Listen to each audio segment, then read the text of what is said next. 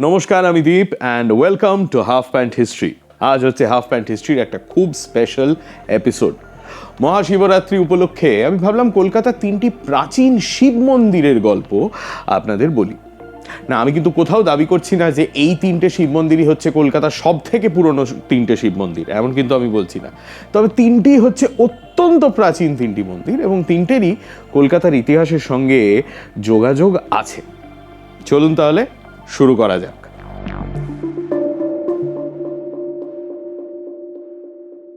নিমতলা ঘাট স্ট্রিট ধরে যদি আপনি পূবের দিকে এগোন, কিছু দূর গেলেই রাস্তার বাঁদিকে এই বোর্ডটা আপনার চোখে পড়বে। পাশেই রয়েছে নর্থ কলকাতার এক্কেবারে টিপিক্যাল একটা গলি, প্রচণ্ড সরু, আর সেই গলির ভেতরেই রয়েছে দুর্গেশ্বর শিব মন্দির। এই মন্দিরকেই লোকে বলে মোটা মহাদেব বা মোটা মহেশ। যদিও মোটা না বলে লম্বা বললেই ঠিক হতো, কারণ দেখতেই পাচ্ছেন লিঙ্গটা কতটা লম্বা, 8 ফুট। এতটাই যে লিঙ্গের মাথায় জল ঢালতে হলে পাশের ওই ব্রিজের ওপরে উঠতে হয়। এই মন্দিরটা কতটা পুরনো এবং কার তৈরি? মন্দিরে একটি প্রতিষ্ঠা ফলক আছে বটে, তবে দেখতে পাচ্ছেন সেটা পরিষ্কার দেখাই যায় না, পড়া তো দূরের কথা। 2015 সালে আমি যখন মন্দিরে প্রথমবার গিয়েছিলাম তখন অনেক কসরত করে ফলকের একটা ছবি তুলেছিলাম। পুরনো বাংলায় লেখা, কাজেই পড়তে একটু কষ্ট হবে, তবে পড়তে পারলে দেখবেন লেখা রয়েছে যে এই মন্দির তৈরি করিয়েছিলেন মদন মোহন দত্ত 1716 সালে। মদন মোহন দত্ত হলেন বিখ্যাত হাটখোলা দত্ত পরিবারের সদস্য। মন্দির থেকে 2 পা হাঁটলেই হাটখোলা দত্ত বাড়ি। মন্দিরের ভেতরে এখন ছবি তোলা বারণ, তবে বেশ কয়েক বছর আগে একজন ভেতরে ঢুকে লিঙ্গের নিচের একটি অংশের ছবি তুলেছিলেন। তাতে আমরা দেখতে পাচ্ছি যে মদনমোহনের 2 ছেলে রসিকলাল এবং জওহরলালের নাম লেখা রয়েছে লিঙ্গের নিচে। তার সঙ্গে সঙ্গে লেখা রয়েছে যে এই লিঙ্গের ভাস্কর হলেন গদাধর দাস, আর তার সঙ্গে রয়েছে একটি তারিখও, 1201। কিন্তু বাইরের ফলকে তারিখ 1716। কি ব্যাপার? আমরা যদি ধরে নিই যে 1201 হলো বঙ্গাব্দ, তাহলে সেটা ইংরেজি ক্যালেন্ডার অনুযায়ী হচ্ছে 1794, আর ইংরেজি 1794 মানে 1716 শকাব্দ। তার মানে মন্দিরের বয়স হচ্ছে 232 বছর। বাইরে থেকে দেখে হাড়জিড়ে মনে হলেও মন্দিরের অবস্থা কিন্তু বেশ শক্তপোক্ত। হাজার অবহেলা সত্ত্বেও ঠিক টিকে আছে। আর একটু উত্তরের দিকে এগিয়ে যাই। শোভাবাজার স্ট্রিট আর রবীন্দ্র সরণির মোড় ছাড়িয়ে আমরা এগোচ্ছি উত্তরের দিকে। চারিদিকে দোকান, বাজার, ব্যস্ততা। তারই মাঝখানে চূড়া বার করে উঁকি মারছে আমাদের আজকের দ্বিতীয় মন্দির। গলির নাম নন্দরাম সেন স্ট্রিট, আর সেই গলির ভেতরেই রয়েছে রামেশ্বর শিব মন্দির। 80 ফুট উঁচু এই মন্দির প্রতিষ্ঠা করেছিলেন নন্দরাম সেন, যার নামে রাস্তা। 1698 সালে ইস্ট ইন্ডিয়া কোম্পানি যখন গোবিন্দপুর, সুতানুটি এবং কলিকাতা দখল নেয়, তখন এখান থেকে কর আদায় করার অধিকার তারা পায়। এই কর আদায় করার দায়িত্ব দেওয়া হয় একজন কালেক্টরকে, আর কালেক্টরকে তার কাজে সাহায্য করার জন্য রাখা হয় একজন নেটিভ কিংবা ব্ল্যাক জমিদারকে।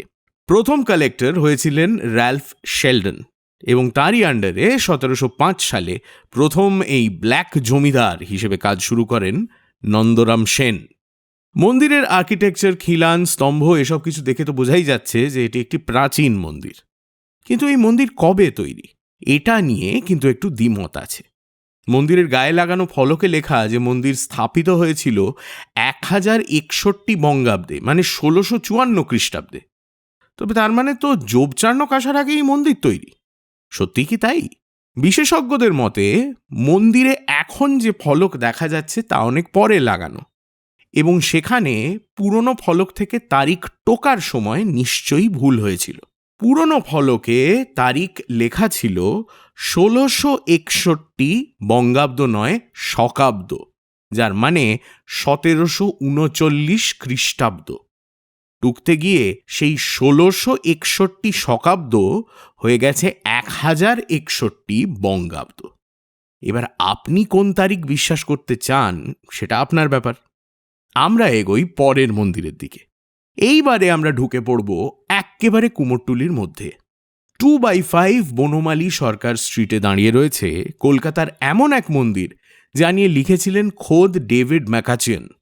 বাংলার টেরাকোটা মন্দিরের ওপর ম্যাকাচিয়ান হচ্ছেন সব থেকে বড় অথরিটি। এবং তিনি এই মন্দির নিয়ে লিখেছিলেন কারণ এই মন্দিরের গায়েও একসময় টেরাকোটার কাজ ছিল।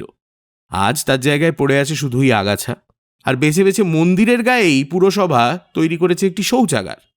এটা হচ্ছে বানেশ্বর শিব মন্দির, 35 ফিট উঁচু, 8 চালা মন্দির। মন্দির তৈরি করিয়েছিলেন কলকাতার সে সময়কার ডাকসাইটে বড়লোক বনমালী সরকার, যার নামে রাস্তা। কলকাতার একটি প্রাচীন প্রবাদ ছিল, বনমালী সরকারের বাড়ি, গোবিন্দরাম মিত্রের ছড়ি, উমি চাঁদের দাড়ি আর হুজুরি মলের কড়ি। বর্তমানে মন্দিরের মালিক হচ্ছে বিশ্বাস পরিবার, যারা মন্দিরের কাছেই থাকেন। তাদের দাবি যে তারাই বনমালী সরকারের সব সম্পত্তির উত্তরাধিকারী, যদিও তারা এটা বলতে পারলেন না যে এই মন্দির তৈরি কবে হয়েছিল।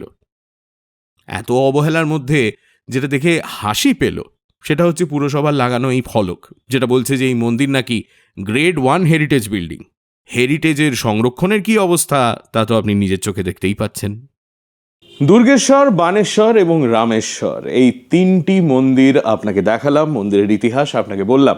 এই 3টি মন্দিরের ব্যাপারে আপনার যদি আরও লেখাপড়া করার ইচ্ছে থাকে তাহলে আমার বন্ধু সোহম চন্দ্র একটি দুর্দান্ত ব্লগ লিখেছে এই 3টে মন্দির নিয়ে, সেটার লিঙ্ক আমি ডেসক্রিপশনে দিয়ে দেবো। ভিডিও কেমন লাগলো কমেন্টসে জানাতে ভুলবেন না, ভালো লাগলে নিশ্চয়ই শেয়ার করবেন। সামনের সপ্তাহে তাহলে আরেকবার দেখা হচ্ছে আরেকটি ভিডিওতে, যেখানে কথা হবে ইতিহাসের আর একটা ইন্টারেস্টিং গল্প নিয়ে। আমি দীপ, হাফ প্যান্ট হিস্ট্রিতে আবার দেখা হবে। নমস্কার।